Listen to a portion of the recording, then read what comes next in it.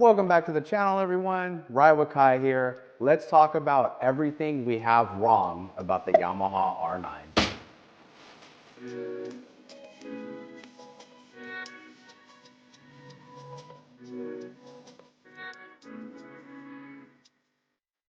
So it's been about a week since the R9 was officially announced. Of course, we knew it was coming for quite some time, but the official announcement, it's been about a week.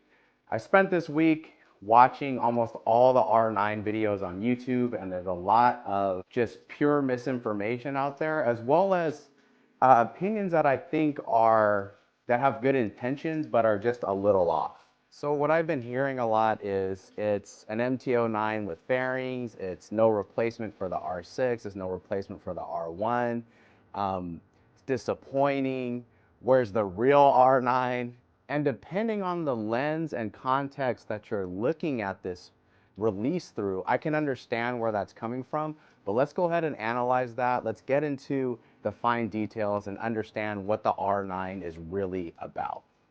This is coming from somebody who absolutely loves sport bikes. I have zero interest in owning a naked bike, a cruiser, maybe a supermoto at some point, but I have no interest in anything other than sport bikes. If I don't have a sport bike, I don't even want to ride. So for those that have followed this channel for a while, you know that this channel has a history with the XSR900, which is very similar to the MT09. It's not the same thing, but it is very similar. By no means am I an XSR900 expert, but because of this channel, I did have a lot of experience with that XSR900, a lot of seat time with its stock and through its progression of modifications. I learned a lot about how that bike was constructed, how to modify it, what parts are available, how much those parts cost, and how to maintain those bikes. So this video is coming from that XSR900 knowledge base and experience and point of view. So let's look at the on-paper specification differences between the two. As you guys can see, I've compiled a little list here of some of the important changes between the MT09 and the Yamaha R9. One being the forks, 43 millimeter versus 41 millimeter. You can see the tires are different. Rotor size is different as well. One thing that's important to note, MT09, the base MT09, it does not have Brembo stylema calipers. The MT09 SP does. So if you opt for the SP, you'll have the same calipers as the R9. However, the brake rotor diameter is still going to be different. Now, we also have differences in wheelbase, caster, and trail. Of course, price, MT09, the base is going to be quite a bit cheaper than the R9, but as you guys could see here, the SP, $12,299 versus the Yamaha R9's $12,499. Pretty similar in price between SP and R9. When it comes to the frame for the new R9, it's going to be a proprietary frame, all new. Same goes for the subframe.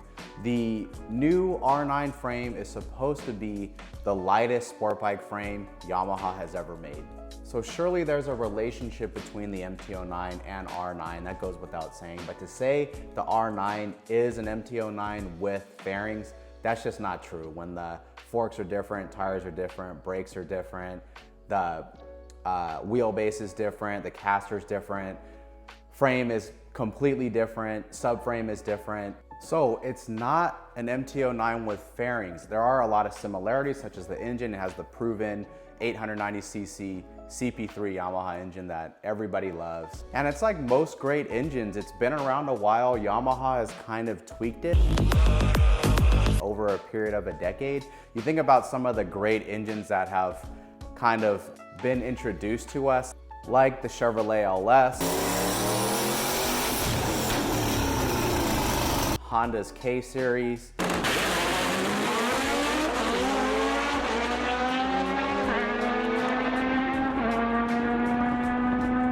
Lamborghini's 60-degree V12,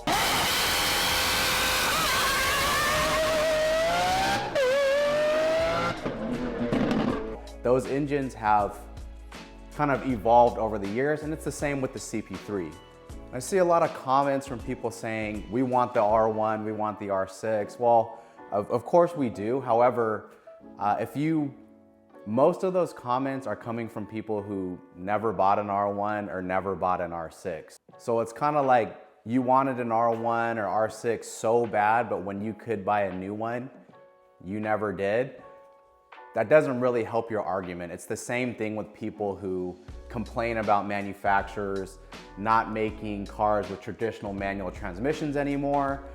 I love manual transmission cars. I always try to buy a manual, but the fact of the matter is people don't buy manual transmission cars anymore. The sales numbers show that people don't want it. So for those people who complain about it but have never purchased a manual transmission car new, you really can't say anything. And it's the same thing here. You complain about Yamaha not wanting to further develop the R1 or the R6 because of emission standards. Well, if the sales numbers were strong enough, Yamaha would find a way to give us a street version of the R6 and the R1. Whether that means increasing the displacement of the R6, kind of like what Kawasaki does, make it a 636 or whatever they're gonna do. If the sales numbers were strong enough, Yamaha would find a way to make both of those bikes. But the fact of the matter is, sport bikes in general don't sell that well anymore, and people aren't buying the R1 or R6 enough to justify developing those platforms. So let's look at history here. Remember when the R7 was released? That bike was met with a lot of hate because people were looking for an R6 replacement, an R6 alternative, and that's not what the R7 was ever meant to be.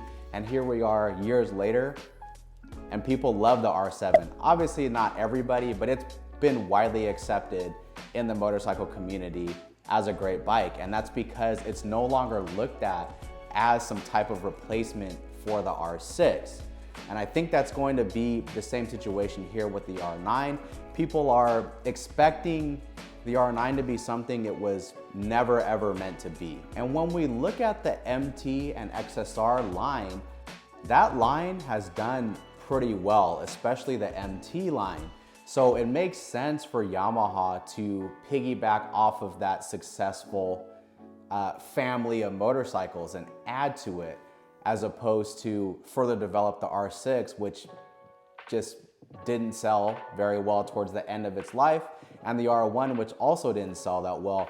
Doesn't mean that they're bad bikes, not the fault of the R1 or R6 really. It's just those types of sport bikes, those very committed track bikes that pretty much have lights and a license plate and mirrors on it, they just don't sell that well, even though we all love them. And Yamaha is here to sell bikes.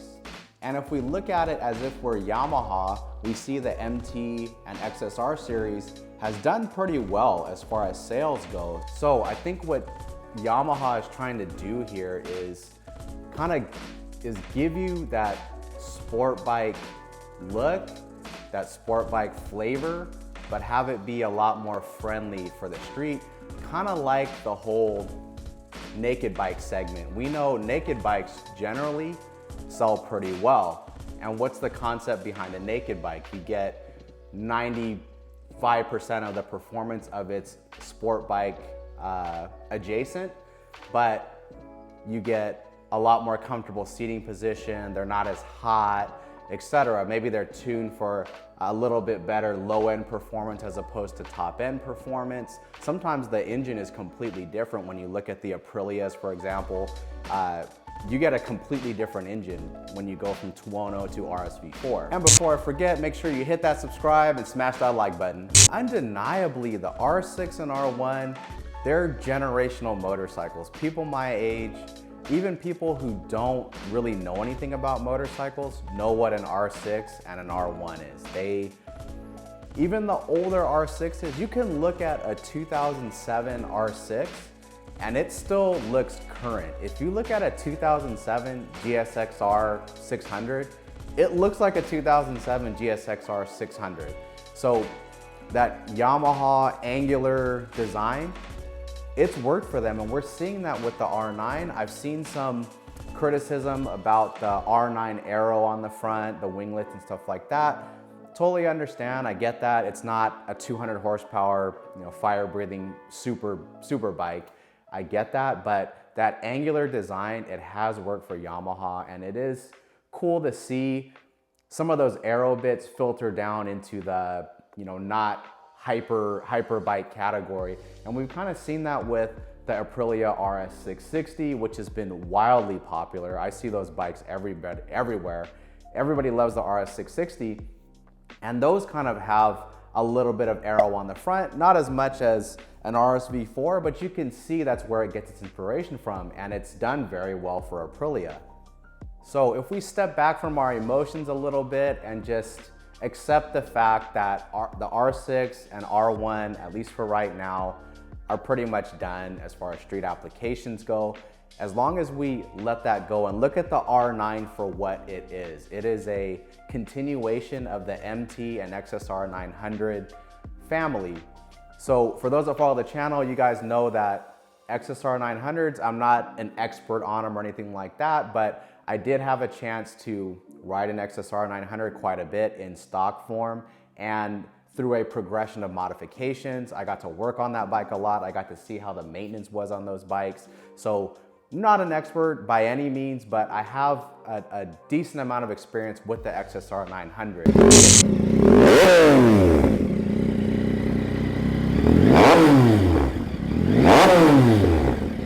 My experience with that XSR900 was fantastic. Those bikes, they're inexpensive, they run really smooth, they have a lot of torque. The top end is not the greatest, they don't have a ton of RPM, but for a street application or a street/track application with more of a bias towards the street, it's perfect for something like that. That CP3 engine, especially at part throttle, it felt like it had more torque than this Panigale V2. Of course, the V2, once you get into its power band, it'll leave that CP3 in the dust, but just riding around, that bike was excellent. Really the only complaint that I had with that XSR900 had to do with the wind buffeting, which is not that bike's fault. It's a naked bike, it doesn't have fairings. It's not like it's a design problem, it's just how those bikes are. When you have no fairings, no windscreen, you're gonna get a lot of wind. And that bothered me quite a bit with that bike. The screen was also quite small. It was a 3.5-inch TFT dash. It was well laid out and clear, so when you were riding it, you didn't notice too much how small it was, but in certain situations, you did kind of notice it. And now with the new R9, as well as the MT series, you're gonna get a 5-inch full color TFT dash, which I think will help that bike feel a lot more premium. So when stepping back on the R9, $12,499 MSRP, full KYB adjustable forks, Brembo Stylema calipers, 320mm front disc, full electronic suite with wheelie control and power modes and all that good stuff, 5-inch TFT dash, front aero, all LED, Battleax S22F tires, and that wonderful 890cc CP3 triple cylinder from Yamaha. When you think about the spec on that bike, for the amount of money that you're paying, it's actually pretty exciting to think about. So for those of us who love sport bikes, that's just our thing, why would we be upset with another option? There's another option out there. It's a streetable option. Looking at the seat height, I think it was a 32.7-inch seat height, so very approachable low seat height for newer riders, I guess, or inexperienced riders, or just riders that are short. So it opens up who can buy a sport bike, with it being more comfortable, with it having an engine that is just kind of better around town. It's not like people act as if the CP3 is terrible on track.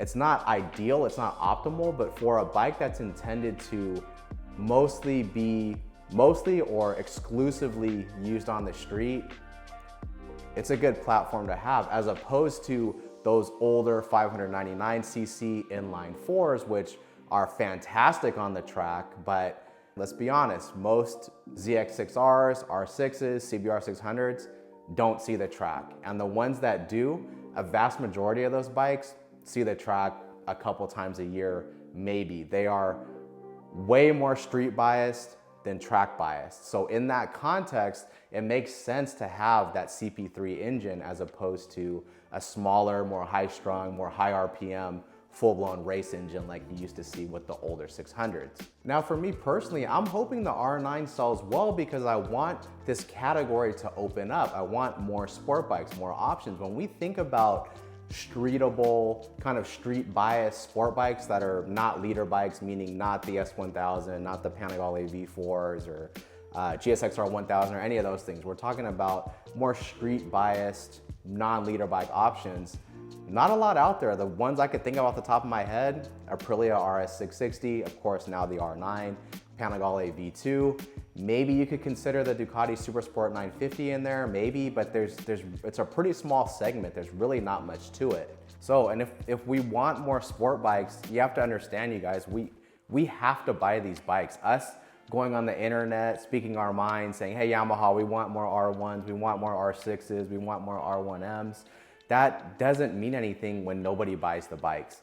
Even when we look at Ducati, when you think of Ducati as a brand, their identity is the Panigale. That is what a Ducati should be. But it's being way outsold by the likes of the Multistradas. And it's the same for all the other brands. We can say we want this, we want that, but if you guys don't buy it, then they're not going to make it. If you like sport bikes, if you want to see this segment grow, if you want to see an R1, you have to buy it. A lot of people complaining about Yamaha killing off the R1. I don't see an R1 in their garage. They never bought one. How can you blame Yamaha for not wanting to develop that platform when you didn't buy it to begin with? The people who are the loudest in the room, the people who want the bike the most, are not willing to put out the money to buy one. So we'll see what happens with the R9. I hope the best for it. I loved the XSR900 when it had its time here in the garage for about 6 months or so. Excellent bike, great for the street. I think the R9 is not going to be any different, so I hope it sells very well so we get more bikes like this. And the truth of the matter is we don't really know what it's totally gonna be like yet. We at least give it a chance. We're giving it a lot of hate without ever seeing the bike in person. I think a lot of people did that with the Panigale V4, the 2025. Aesthetically, personally, in pictures and video, it looks very strange to me, but I'm not going to hate on it until I actually see it in person. Sometimes things, actually most times, things do look better in real life. So give the R9 a chance. If you guys like sport bikes, man, I don't see how we can be upset with another offering. So anyways, until next time, see you on the next one.